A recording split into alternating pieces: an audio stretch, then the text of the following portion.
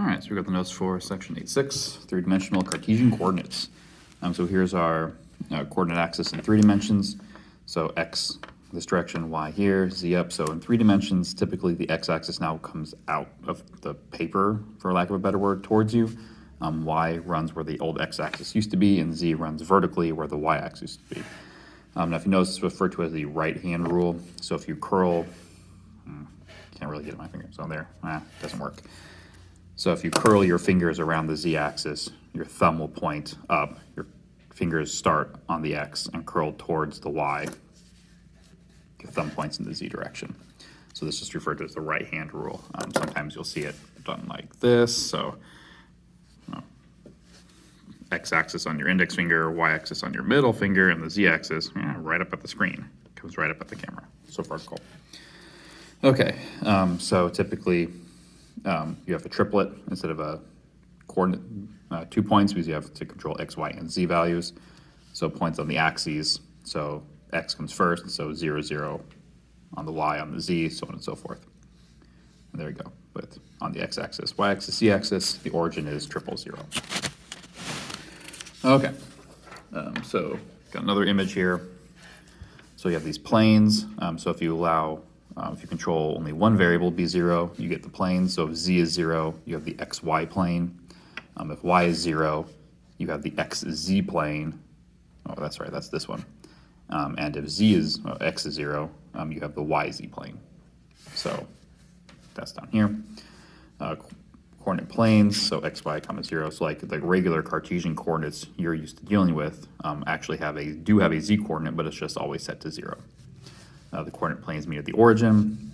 So you have octants instead of quadrants, because you have essentially 1, 2, 3, 4, and then the lower is 5, 6, 7, 8.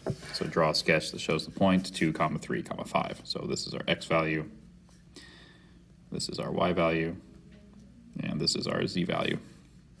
So typically when you draw it, so you draw your coordinate axes, and then, so this is x, this is y, the vertical distance is z, so 2 on the x, and then we go 3 on the y, 1, 2, 3, so that would actually be, so like right there, if it was regular Cartesian coordinate, 2 and x, and then we go up 5. Now that gets tricky, because you're in 3D space, so you don't actually come all the way up here to 5, because since you're looking in 3D space, you come up 5 from here, which would be like 1, 2, 3, 4, 5. So we'll say it's be right there. So this is 2 units, this is 3 units, and that's 5 units. Okay, so distance and midpoint formulas in 3 dimensions, so it kind of works the same way. You just add this extra z term on it. So the regular distance formula is difference in x is squared plus difference in y is squared, and to get a z, you just add the z term. Same thing for midpoint formula. Sum of the y's divide by 2. Some of the x's divide by 2. Some of the y's divide by 2. Some of the z's divide by 2. So example 2 asks us to find the distance between these 2 points and then the midpoint. So the distance is going to be the square root of x minus x squared plus y minus y squared plus z minus z squared. So this is -6 squared plus, that's 4 squared plus -4 squared. So that's the square root of 36 plus 16 plus 16. So that's the square root of 36 plus 32, so that's 98, which would be factor tree. That's not a perfect square.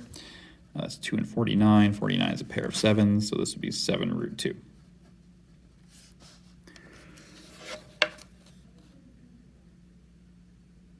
No, that's all wrong. That's not 98. That'd be the square root of 68. Which is 2 and 34, which is 2 and 17. So 2 square root 17. So the midpoint formula, that's the sum of the x's, so -2 plus 4 divided by 2. Sum of the y's divided by 2. Sum of the z's divided by 2. So that's 2 over 2. That's also 2 over 2, and this is 6 over 2. So the midpoint would be 1, comma 1, comma 3. So that point is midway between these points. Alrighty, so just some notation on how things are typically drawn. So here's your XY axis. Break lines, so if you draw solid lines, it is assumed that these two lines intersect at that point there. This means that line CD passes behind line AB. In this case, AB is behind CD, so the one that passes behind is broken. Dashed lines are hidden portions, so this shows that the line continues below the plane. This would be the line that's above the plane, since you can see all of it, and this line, since it's not broken or dashed, lies exactly in that plane. So you can do similar things when you draw spheres. You know, you draw the equator, but dash the backside because it's the hidden side. Same thing when you start doing axes. Dash the parts that you wouldn't necessarily be able to see. All right, so here we've got the equation of the sphere in 3 dimensions. Well, sphere has to be in 3 dimensions. So point XYZ is on the sphere with center HKL and radius R if and only if this equation is true. So find the standard equation of the sphere with center and radius 7. So that value is H, that value is K, that value is L, that value is R.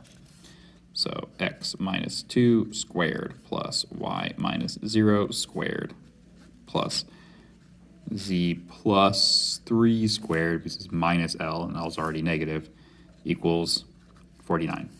So that's kind of redundant. So x minus 2 squared plus y squared, plus z plus 3 squared equals 49. Would be your simplified answer. Okay. Planes and other surfaces. So every equation or every plane can be written as this. So ax plus by plus cz plus d, where a, b, and c are not all 0. Because if they're all 0, then you have d equals 0, which is just essentially a point. Every first-degree equation in 3 variables represents a plane. So sketch the graph of this. So if what you want to do is you first want to get your equation actually equal to 1, because it'll make the math easier. So we're going to divide everybody by 60. So this becomes x over 5 plus y over 4 plus z over 3 equals 1.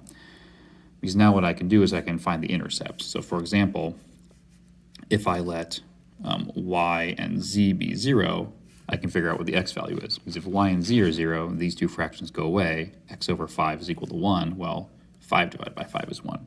So there's one coordinate. I can let x and z be 0, which means y has to be 4, because 4 divided by 4 is 1. And if I do the last set, that gives me 3 here. So to sketch this, so there's my x, there's z, there's y, x comes towards the u.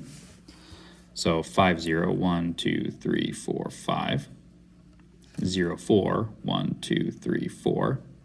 0, 3, 1, 2, 3. So you should connect these. This. Now our plane goes on for all directions, but you can see that it's that plane lie at an angle. So it's not just limited by these corners. These corners would be more represented by dash would be better, but you're marking where the intercepts are. You can also have 3-dimensional vectors, so it just adds a third term to control for the z value. So the 0 vector is triple zeros. The standard unit vectors are for I and j. You just add the extra z zeros, and k is the new one for 3 dimensions. It has 0, 0, 1. So the vector v that represents error from p to q is given by this equation. So x minus a, y minus b, z minus c, or I, j, and k. Oh, that's the wrong angly bracket. Should go that away. That can be multiplied by a scalar, just like with 2-dimensional vectors. See, the scalar just distributes, so it's some constant. All right, so we've also got our vector relations of space. So equality, v and w are equal only if each corresponding part is equal. Addition, you would add the components with matching things, x with x, y with y, z with z. Subtraction, same thing. The magnitude is the absolute value of the square root of 1 squared, 2 squared, and 3 squared, because you have 3 dimensions. To do the dot product, you multiply corresponding parts and then add them up. And the unit vector is the vector divided by its own magnitude, assuming that the vector does not have a isn't the 0 vector, because then it doesn't work. Okay, so example 5, we just distribute. So this would be the vector -6, 3, 12. For addition, this would be 0 plus -5, so -5, 6 plus 5, 11, -7 plus 8, 1. So difference, 1 minus -2 is 1 plus 2, which is 3. -3 minus -4 is -3 plus 4, or 1. 4 minus 5 is -1. So down here we got the magnitude. So the magnitude is the square root of each individual component squared, then added up. So this is the square root of 4 plus 0 plus 36, which is the square root of 40. 40 is 4 and 10, which is a pair of 2's. So this is 2 square root 10. So for the dot product down here, you multiply corresponding values. So x with x plus y with y plus z with z. So -30 plus 6 minus 3. So that's -27. So there's your dot product. All right, example 6. A jet airplane just after takeoff is pointed due east. Its air velocity vector makes an angle of 30 degrees with flat ground with an airspeed of 250. If the wind is out of the southeast at 32 miles per hour, calculate a vector that represents the plane velocity relative to the point of takeoff. So let's see here.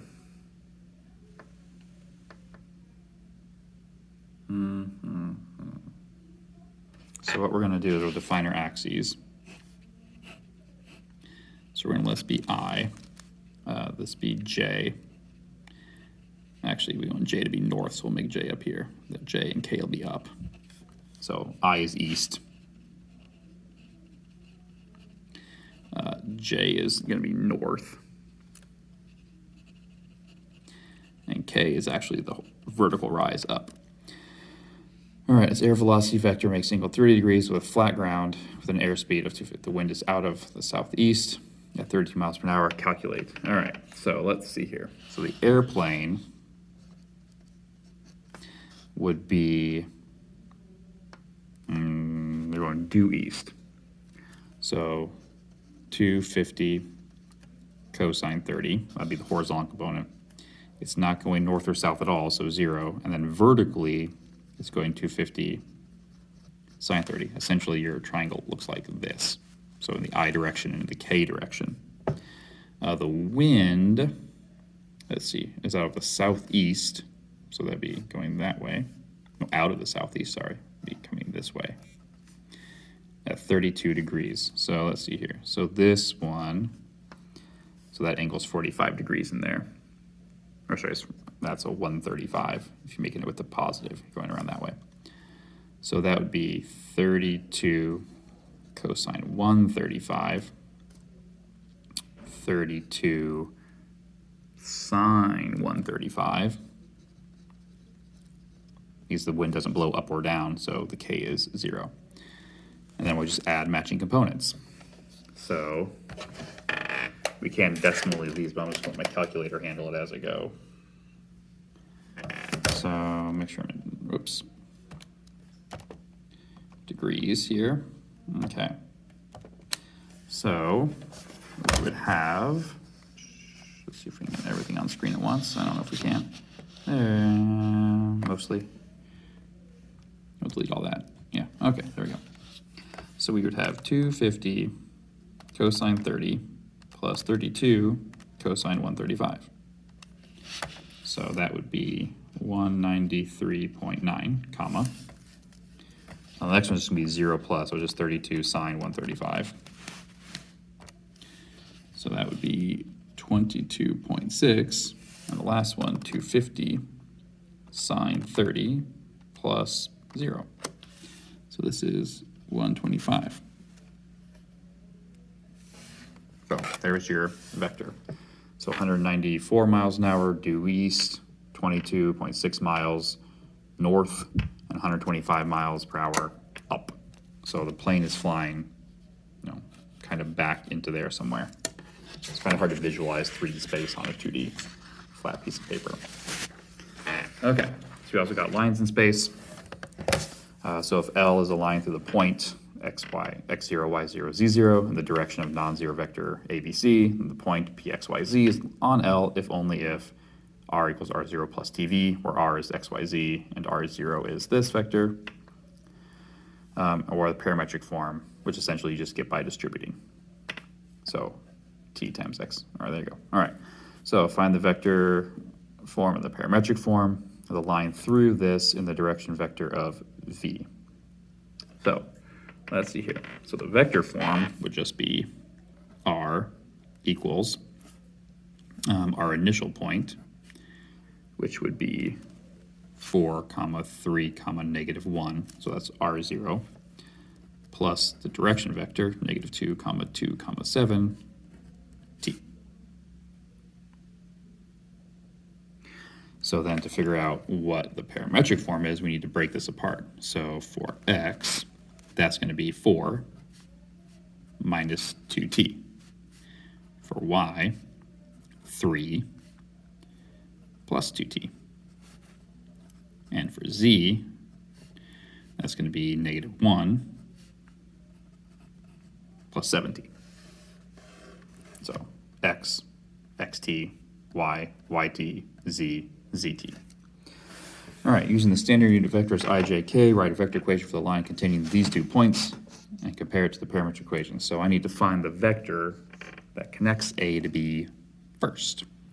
So vector AB is going to be given by, well, they go from 3 to -1, that's 4 backwards. To go from 0 to 2, that's up 2. To go from -2 to -5, that's down 3.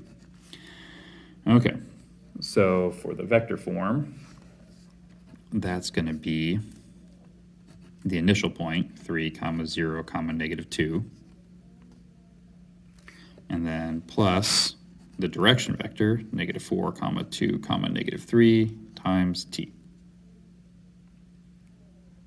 So let's see here.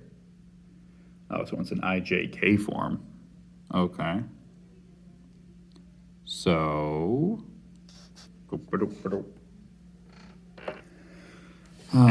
so that would have to be 3 minus 4t I plus 0 minus 4t j. Oops, not plus 2t, y with y. And then -2 minus 3t k. And if you look at your equations, there's your x, there's your y, there's your z. They just become the coefficients on k. Because k, x is, or I, sorry, is the x direction. So x, so in the x I have this and that. So the kind of step that I skipped was, or I talked through, would be I'm adding those 2 vectors together. So x with x, and this is the I direction. Y with y, which is the j direction. And then k with k, which is the, or sorry, z with z, which is the k direction. So 3 minus 4t, 2t, -2t, minus 3. So that's where they come from. And that is the end of the section.